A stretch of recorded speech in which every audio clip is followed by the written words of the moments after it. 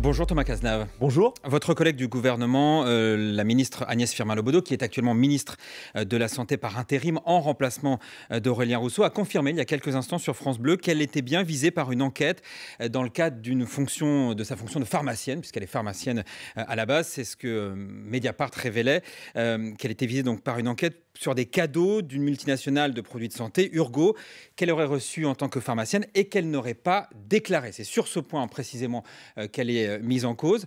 Est-ce qu'on peut être ministre de la Santé et avoir caché des cadeaux de l'industrie pharmaceutique ? Vous avez employé le conditionnel, je pense avec prudence. Il y a une enquête en cours et je crois sur ce sujet-là, comme sur tous les autres sujets, il faut laisser la justice faire son travail et dire sa vérité. Elle est évidemment présumée innocente. Absolument. Si c'était vrai néanmoins, c'est un peu cette petite musique autour des ministres qui ont été régulièrement mis en cause. En fait, c'est la question de l'exemplarité en politique qui joue toujours. Mais l'exemplarité, elle est absolument indispensable, non négociable. Mais vous l'avez dit, il y a une enquête en cours. Attendons le résultat de l'enquête et la décision de juges qui sont saisis et qui diront la vérité. Thomas Cazenave, après le vote de la loi immigration, on en parlait à l'instant, Aurélien Rousseau, le ministre de la Santé, a démissionné. Hier, on a appris que votre collègue, la ministre de l'Enseignement supérieur, Sylvie Retailleau, a aussi présenté sa démission qui a été refusée. Vous, ça va ? Vous êtes toujours à l'aise dans ce gouvernement ? Je suis à l'aise. Et je vais vous dire, alors que je terminais mon budget, j'ai pris du temps pour regarder ce texte, qui n'est pas le projet du gouvernement, qui est le fruit d'un accord entre la majorité et les LR. Pour le comprendre et pour voir si j'étais véritablement à l'aise. Et j'ai entendu dire, vous avez repris un texte du Rassemblement national. Donc j'ai regardé dans le détail. Je rappelle quelques principes de base sur le projet du Rassemblement national. Le projet du Rassemblement national, c'est la préférence nationale sur l'accès à l'emploi, au logement, aux écoles. Il n'en est nullement question dans ce texte. Je vais y revenir. Le Rassemblement national, c'est la fin du droit d'asile. Nous ne touchons absolument pas à la question du statut des réfugiés. Le Rassemblement national, c'est la fin de l'aide médicale d'État. Il n'en est absolument pas question. Et le Rassemblement national, c'est plus de régularisation. On va multiplier par 2 les régularisations. On va revenir sur ces points-là, Thomas Cazenave, mais est-ce que vous comprenez la démission d'Aurélien Rousseau dans ce contexte ? Je respecte Aurélien Rousseau.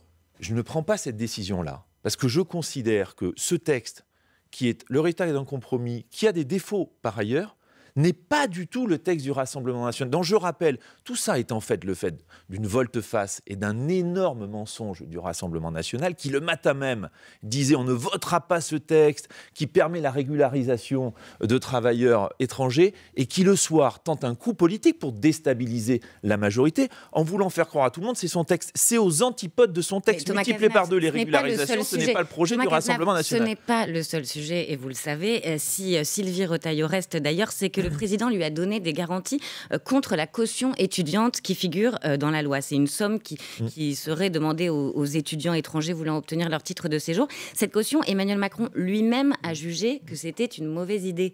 Donc, c'est-à-dire que vous êtes battu pendant plusieurs jours pour faire voter une loi qui contient, de l'aveu même du président, de mauvaises idées. Cette loi, je l'ai dit, c'est un compromis. Vous savez, vous le dites souvent ici, et je le constate moi aussi comme ministre, on est en majorité relative, il y a un compromis qui est trouvé avec les LR.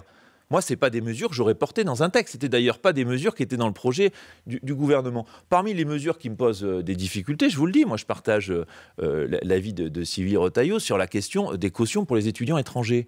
Je crois à notre université, à notre recherche française qui doit être ouverte sur le monde, qui doit accueillir des étudiants, des chercheurs étrangers. Nos étudiants doivent partir à l'étranger. Je trouve que ce n'est pas une bonne mesure. Il y a des dispositifs réglementaires qui devront préciser comment se les appliquent. Mais je le redis, je ne suis pas à l'aise avec tout le texte. Mais de là à entendre, ce qui est un énorme mensonge, je le redis, que ce serait le texte du Rassemblement national, non, je ne le partage pas. Ce qui est un tout petit peu baroque, c'est qu'on a l'impression que vous comptez sur le Conseil constitutionnel pour venir gommer les lignes rouges qui ont été franchies dans ce texte. C'est pas tout à fait comme ça que ça doit se passer notamment. Et d'ailleurs, en embuscade, vous avez les LR, notamment Éric Ciotti ce matin dans le Parisien, qui continue à mettre la pression en disant que ce serait un déni de démocratie si ces points-là n'étaient pas respectés dans le texte qui a été voté. Mais non, il n'y a pas de déni de démocratie quand le Conseil constitutionnel contrôle les lois qui sont votées. Vous savez, on vient d'adopter définitivement le budget de l'État, le projet de loi de finances. Il va être contrôlé par le Conseil constitutionnel. Il n'y a rien de plus classique et de plus protecteur pour nous tous que le Conseil que le Conseil constitutionnel valide les lois. Il lui arrive de censurer des dispositions, y compris dans les budgets. C'est chaque année, il y a des dispositions qui sont censurées. Il va donc contrôler le résultat issu de la CMP qui a été voté. Dont je dis par ailleurs que quand vous travaillez sur des compromis sans, à la différence d'un projet du gouvernement, où vous saisissez le Conseil d'État, vous vérifiez la solidité juridique de vos dispositions, ce n'est pas le cas dans le cas d'un compromis. Je trouve que c'est une sécurité indispensable, prévu dans nos textes, et donc le contrôle du Conseil constitutionnel, comme sur les autres textes, est attendu, est indispensable. Thomas Cazenave, vous disiez qu'il n'y a pas de préférence nationale seulement. Les prestations familiales seront désormais conditionnées à une présence en France d'au moins 5 ans pour les étrangers en situation régulière sans emploi et 2 ans et demi pour ceux qui travaillent. On va prendre un exemple très concret. Une femme étrangère en situation régulière qui a un enfant n'aura pas l'allocation de rentrée scolaire si elle ne remplit pas ces nouvelles conditions. Elle n'aura pas non plus les allocations familiales, alors qu'une française ou une ressortissante européenne aura, elle, ses avantages. Vous trouvez que c'est juste? Et si ce n'est pas la préférence nationale, c'est quoi? Mais là encore, alors non, ce n'est pas la préférence nationale. Je vais vous dire pourquoi. La préférence nationale, c'est interdire l'accès aux étrangers d'un certain nombre de dispositions. C'est ce que veut le Rassemblement national. Les allocations n'en font pas partie pour vous? Les prestations non, mais n'en font pas partie. on dit pas, le texte ne dit pas ils n'ont pas droit. Il dit qu'il y a un délai pour y avoir droit. Je rappelle qu'il y a des dispositions comme le RSA, le revenu social d'activité. Il permet à ceux qui n'ont aucune activité d'avoir un revenu. Aujourd'hui même, il est conditionné à 5 ans de résidence en France. Mais François Hollande vous rétorque que ce n'est pas le même type de revenu. Mais François, pardon de le dire. Ce n'est pas une prestation presque vitale. Là, vous voulez que les étrangers s'intègrent mieux et vous allez leur supprimer l'allocation de rentrée scolaire, les allocations familiales. Le revenu social d'activité, c'est le filet de sécurité universel qui permet à ceux qui ne travaillent pas, qui n'ont pas d'allocation de chômage. Il existe déjà dans notre droit. La prime d'activité est conditionnée aussi à 5 ans de résidence. Le minimum vieillesse, on n'en parle pas, le minimum vieillesse, 10 ans sur le territoire national. Ce que je veux dire, c'est qu'ils ont modifié des curseurs, modifié des délais. Ce n'est pas le projet initial du gouvernement. Mais ça n'a rien à voir. La préférence nationale, je le redis, c'est interdire aux étrangers l'accès à ce type de dispositif. Il y a des délais, c'est interdire l'accès ou bien privilégier les Français pour inscrire dans les écoles, accéder à des logements, accéder à l'emploi. Donc, ils ont choisi, dans leur compromis, de décaler des curseurs. Nous avons, la majorité, permis d'enlever des éléments absolument indispensable dans l'accord. Je pense notamment à la question du fait que pour ceux qui travaillent, l'accès aux APL a été ramené de 5 ans à 30 mois, par exemple. La suppression de l'AME que souhaitait le Sénat a été supprimée du compromis. Donc il y a eu un travail de compromis. S'est engagée à la réformer. Non, mais Elisabeth Borne, je veux dire, elle a dit quelque chose de très clair auquel je suis très attaché, comme toute la majorité. Il n'y aura pas de suppression de l'AME. En revanche, il y a eu un rapport remis par Patrick Stefanini de droite, Claude Évin de gauche, en disant, il n'y a pas d'appel d'air avec l'AME, que c'est un dispositif utile, mais qu'on peut revoir les conditions de coordination de soins. Il y a des dispositifs peut-être à retoucher, mais il est hors de question que nous remettions en cause l'AME. Thomas Cazenave, ministre délégué au compte public. On se retrouve dans un instant juste après le fil info de Maxime Glorieux à 8h41. Retour à la normale ce matin dans le tunnel sous la Manche. Une trentaine de trains Eurostar annulés hier lors d'une grève surprise. Grève terminée. Dans la soirée, un accord a été trouvé avec la direction. Les syndicats demandaient le triplement d'une aide de fin d'année. 3 hommes placés sous contrôle judiciaire. Ils prévenaient les taxis clandestins lors de descentes de police à l'aéroport Roissy-Charles de Gaulle. Jusqu'à 70 clients identifiés. Ces faux taxis raquettent les touristes étrangers. Un business qui se développe à l'approche des JO de Paris. Il n'est pas invité, mais vous pourriez le retrouver à table pour Noël. Le Covid avec une vaccination qui a pris du retard cette année. 1/4 seulement des plus fragiles sont protégés, alors que 4 régions sont passées en phase épidémique. Auvergne-Rhône-Alpes, la Bourgogne-Franche-Comté, le Grand Est et l'Occitanie. Et puis 6 ans après sa disparition, Johnny Hallyday de retour à Paris lors d'une grande exposition pour 6 mois à partir d'aujourd'hui, avec des costumes, des Harley Davidson ou encore la reconstitution de sa chambre d'enfant. France Info. Le 8-30 France Info, Agathe Lambray, Jean-Rémy Baudot. Toujours avec Thomas Cazenave, ministre délégué au compte public. On parlait à l'instant des nouvelles règles qui pénalisent les étrangers en situation régulière pour recevoir des prestations familiales notamment.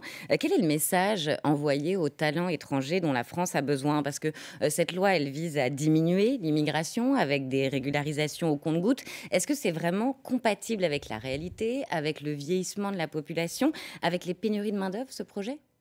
Alors oui. Je vais vous dire pourquoi. Au-delà des dispositions qui font le plus de débats, il y a 2 éléments importants qui étaient déjà dans le projet du gouvernement qui se retrouvent dans ce texte. D'abord, il faut qu'on soit plus rapide, plus efficace pour reconduire à la frontière des étrangers délinquants qui menacent notre sécurité. On le sait, les procédures sont trop longues, trop difficiles. Et le deuxième pilier qui a été conservé, c'est, et vous l'avez dit, la possibilité de régulariser des travailleurs qui sont sur notre sol depuis plusieurs années, parfaitement intégrés, qui travaillent dans des secteurs dans lesquels il y a des besoins de recrutement. D'ailleurs, le président du MEDEF vient de dire il y a quelques jours qu'il y avait des besoins Lui parle de main-d'œuvre. 3,9 millions de travailleurs d'ici à 2050. Il dit que les régularisations, c'est mineur. Pardon, Thomas Cazenave, mais il dit que ce n'est pas le sujet. C'est pas le sujet. Il faudrait réinventer notre modèle ou alors avoir 3,9 millions de salariés étrangers. Ce n'est pas les quelques régularisations par an qui vont permettre... C'est déjà un pas important quand on dit qu'on va multiplier par 2 les régularisations pour permettre dans les secteurs en tension,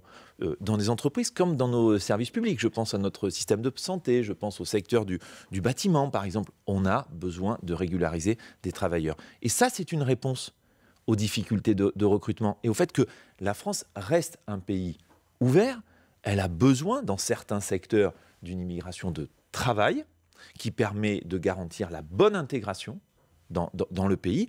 Et ça, c'est permis par l'accord qui a été trouvé entre la majorité et les LR. Et c'est là où je dis complètement à rebours de toutes les thèses défendues depuis des années par d'abord le Front National et le Rassemblement National, qui ont toujours dit on veut fermer les frontières, arrêter les régularisations, et on ne fera jamais, avec leurs mesures, une France ouverte qui attire les talents, qui se développe, qui rayonne. Pardon, mais c'est le contraire qu'en voit votre projet de loi. C'est pas les régularisations. Ce n'est pas vrai sur les régularisations. Même le président du MEDEF dit que je vous renvoie aux déclarations du ministre de l'Intérieur. Le ministre de l'Intérieur, par exemple, il a annoncé qu'on avait doublé le nombre de régularisations. Doubler le nombre de régularisations grâce à ce dispositif. Alors qu'est-ce qui fait que l'opinion ne retienne pas particulièrement ce point-là, donc la main tendue, la porte ouverte au travail en tension, et plutôt garde en tête les dispositifs plus répressifs et la question des allocations et de ce que le Rassemblement national a revendiqué comme préférence nationale? Mais parce que tout ça repose depuis quelques jours sur un énorme mensonge du Rassemblement national. Donc c'est la faute des autres, c'est pas votre texte qui... Excusez-moi de le dire, moi j'ai porté mon budget, j'ai pris le temps de regarder dans le détail ce texte. Mais c'est un énorme mensonge de l'aveu même du Rassemblement national. Je le rappelle, le jour du vote, le matin, Jordan Bardella, président du Rassemblement national, nous voterons contre ce texte. Et ils ont senti l'opportunité d'un coup politique. Ils mentent aux Français. Ils nous ont fait le coup sur les retraites en disant tout et son contraire. Ils ont fait le coup sur l'immigration. Ils ne sont pas fiables. Ils mentent aux Français et ils ont récidivé. On vous a entendu là-dessus. Néanmoins, vous avez commencé l'année avec les retraites sur la base du projet de la droite et vous l'avez terminé sur l'immigration en co-rédaction avec les Républicains. Donc, est-ce que maintenant vous assumez de dire que vous gouvernez avec la droite? Nous sommes une majorité relative. Sur tous les textes, nous devons trouver des accords. Par exemple, avant de faire valider le budget hier à l'Assemblée nationale, moi je portais un budget rectificatif avec lesquels j'ai trouvé des accords avec les LR, le PS, les écologistes, le groupe Lyot sur un budget rectificatif. Sur les énergies vertes, sur l'énergie nucléaire, sur l'industrie verte, sur la sécurité, on cherche des accords. On cherche des accords. Mais il faut être... Pardon, mais pour un accord, il faut être deux. Il faut être deux. Et donc, on voit bien que c'est parfois plus difficile avec la gauche de trouver des accords. Ce n'est pas pour autant qu'il faut y renoncer. Nous sommes en majorité relative. Est-ce qu'il faut changer de Premier ministre pour sortir de cette crise? François Bayrou, le président du MoDem, appelle à un nouveau départ pour le gouvernement. Mais moi, j'entends régulièrement l'appel à un nouveau départ. On n'a pas changé de cap. On a un cap auquel je suis très attaché, celui du plein emploi. Pourquoi le plein emploi? Quand même, on oublie trop facilement qu'on a réussi, depuis 2017, à vaincre le chômage de masse dans notre pays. et qu'il y a encore du travail à faire. Pourquoi c'est important ? Parce que c'est bon pour le pouvoir d'achat de faire baisser le chômage, c'est bon pour la lutte contre les inégalités, c'est bon pour l'intégration, et c'est bon, parce que ça c'est ma responsabilité, pour le redressement des finances publiques. Alors, finances publiques, 111,7% du PIB, voilà la dette publique, c'est ce que vient de publier l'INSEE. Dans le même temps, on a aussi une inflation, alors elle commence à baisser doucement. Qu'est-ce que vous dites aux Français qui sont inquiets, là, ils font leur course de Noël, ils veulent faire un bon dîner, ils se rendent compte que le panier il coûte de plus en plus cher. Vous dites que là c'est un peu dur, mais que ça ira mieux demain ? L'inflation est en train de reculer dans le pays. C'est l'INSEE le dit, c'est les prévisions que nous formulons avec Bruno Le Maire, avec l'INSEE notamment. Elle va progressivement baisser. Je sais qu'elle frappe durement les Français, que le pouvoir d'achat il est rudement frappé, notamment pour celles et ceux qui ont les revenus les plus faibles. Mais grâce à l'action, notamment avec les industriels, avec le secteur de la grande distribution mené par Olivia Grégoire et Bruno Le Maire, nous avons une baisse de l'inflation. Voilà. Et ça, on sera à 2,5% d'inflation. Mais on a aussi des mesures d'accompagnement. Vous savez, je parlais du budget rectificatif. Par exemple, on a voté une amélioration de la prime de Noël.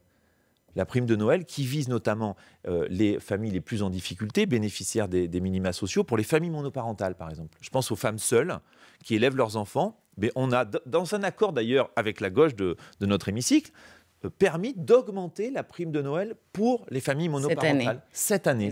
Et en parallèle, le paradoxe, Thomas Cazenave, c'est qu'il y a aussi des prix qui augmentent. L'électricité, par exemple, avec le retour d'une taxe qui va entraîner 10% de hausse sur les factures, ça va encore augmenter ? Il faut aussi, moi ma responsabilité, c'est de dire la vérité aux Français sur les finances publiques.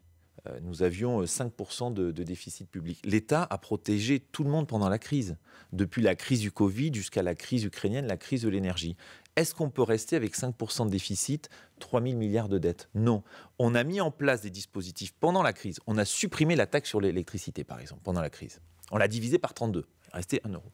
Est-ce qu'on peut rester comme ça ? Non. On prend encore en charge 40% de la facture d'électricité des Français. Mais ce n'est pas durable. Ça veut dire que ça va encore augmenter ? Les taxes vont encore augmenter sur l'électricité en 2025 ?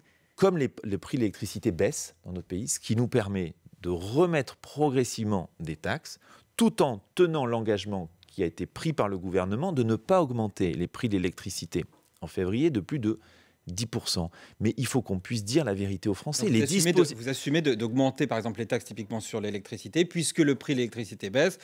En gros, vous partez du principe que pour le consommateur, ce sera d'une certaine manière un peu indolore, sauf qu'en réalité, ce sera une hausse de taxes. Absolument. Je pars du principe qu'on ne peut pas garder des dispositifs qui ont été mis pendant la crise, alors que la crise des prix de l'énergie est désormais derrière nous. C'est ma responsabilité de le dire. Nous devons mieux maîtriser nos finances publiques. Nous ne pouvons pas laisser à nos enfants un déficit public qui ne serait pas réduit, une dette qui serait en croissance. Ce ne serait pas responsable et je pense que les Français attendent de notre part que l'on gère de manière sérieuse nos finances publiques. Et on va continuer à parler des finances publiques dans un instant. Thomas Cazenave, juste après le fil info de Maxime Glorieux à 8h50.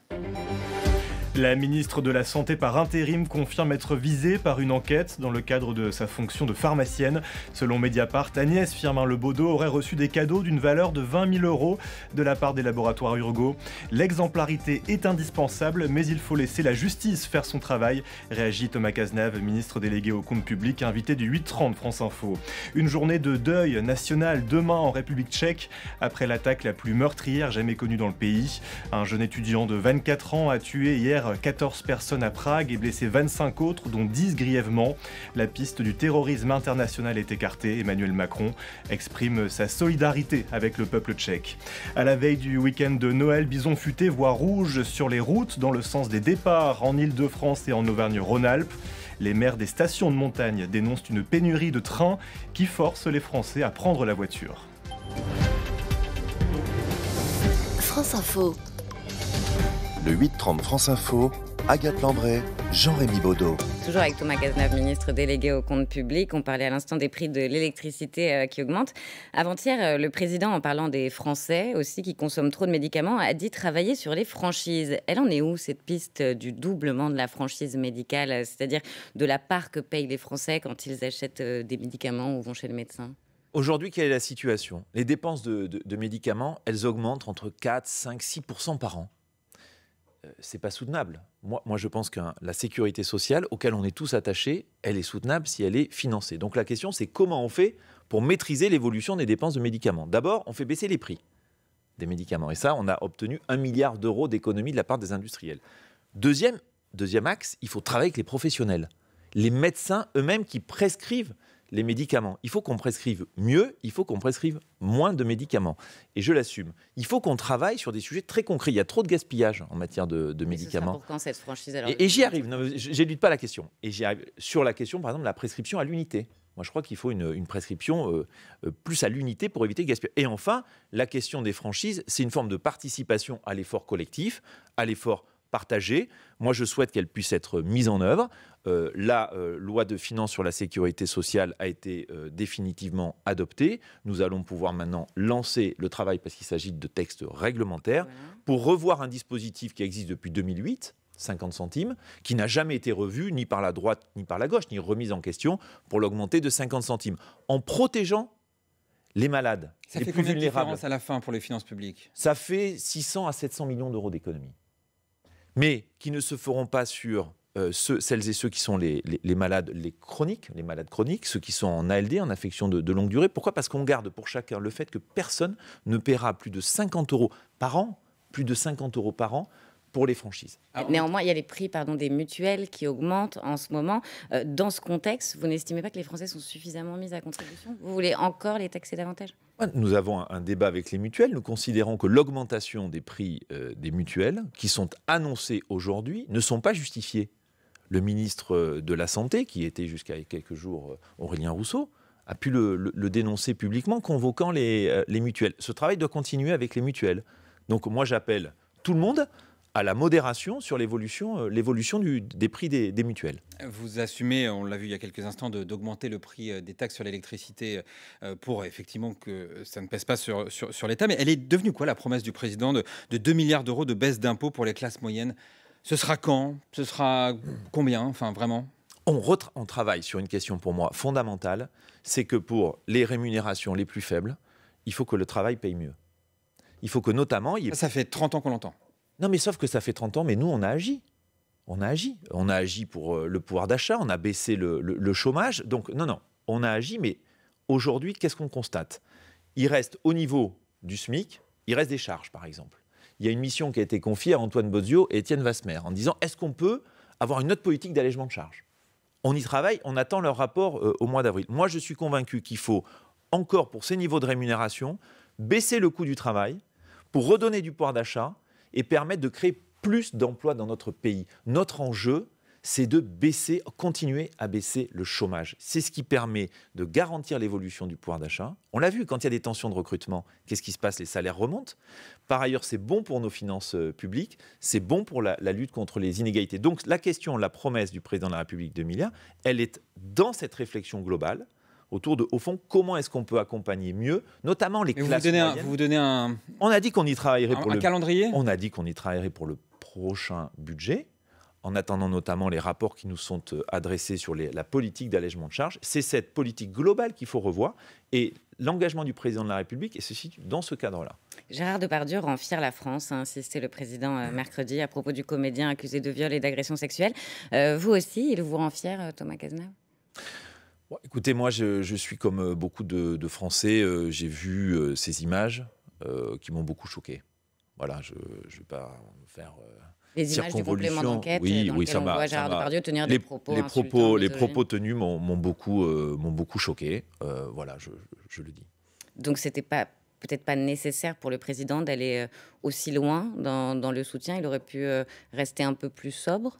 Non, mais moi, je ne suis pas là pour donner des bons points ou des mauvais points. Ce que dit le président de la République, et il a raison de rappeler tout le monde à une forme de prudence, c'est que moi, je suis un peu terrifié, au-delà de l'affaire de Gérard Depardieu, du fait qu'il y ait une forme de tribunal populaire sur les réseaux sociaux. S'agissant de Gérard Depardieu, il y a des enquêtes judiciaires, là encore, en cours. Mais le président ne parle pas des victimes présumées. Moi, je souhaite. Il aurait pu être dans un en même temps qu'on aurait pu entendre peut-être. Il y a des enquêtes qui sont conduites. Moi, je souhaite qu'elles aillent jusqu'au bout pour les plaignantes, celles qui se sont manifestées. Ça me semble absolument indispensable. Et je ne suis ni procureur ni juge. Allez, il nous reste quelques secondes. La mairie écologiste de Bordeaux a finalement décidé de ne plus servir de foie gras lors de ces événements officiels. Au nom du bien-être animal, après avoir résisté, vous qui êtes élu de Bordeaux, ça vous inspire quoi ? C'est une mesure de plus qui enfonce progressivement Bordeaux dans une forme de repli sur soi, pas de 5G, pas de ligne à grande vitesse vers Toulouse, éclairage public éteint à partir d'une heure du matin, pas de foie gras à la mairie de Bordeaux. Donc je considère effectivement qu'il y a une forme de dérive dans la vision qui doit être notre ville, c'est-à-dire une ville ouverte, une ville intégrée dans son territoire, fière de ses racines du sud-ouest et donc aux antipodes de la vision que moi-même je porte pour notre ville. Vous êtes déjà en campagne pour les prochaines municipales ? Non, je ne suis pas en campagne, mais je suis bordelais, conseiller municipal engagé dans ma ville et pleinement à ma tâche avec notamment l'adoption du budget pour l'année 2024. Mais on a compris que si vous étiez à la mairie de Bordeaux, ce serait différent. Ah oui. Merci beaucoup Thomas Cazenave. Ministre délégué au compte public, merci d'avoir été l'invité du 8h30. Merci beaucoup Agathe de m'avoir accompagné. Dans 5 minutes, les informés de Renaud Dely au programme ce matin. On va revenir sur le casse-tête d'Emmanuel Macron sur éviter les démissions au sein de son gouvernement. Et puis on va revenir sur ce projet de loi immigration. Est-ce que deux France se font face à face ? Tout ça, c'est avec Renaud Dely dans un instant.